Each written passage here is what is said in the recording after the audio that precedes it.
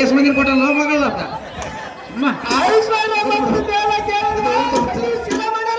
ಏನ್ ಪುಣ್ಯ ಮಾಡಿವಪ್ಪ 5 ಮಂದಿ ಮಾಡ್ಕೊಂಡಿ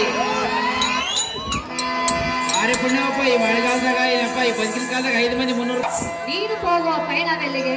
ನಾನು ಹೋಗುವ ಪಯಣದಲ್ಲಿ ಯಾತಕ್ಕೆ ಬೇಕು ರಮಣೆ? ಸತ್ಯದ ಮುಂದೆ ತಿಳಿಸಬೇಕು.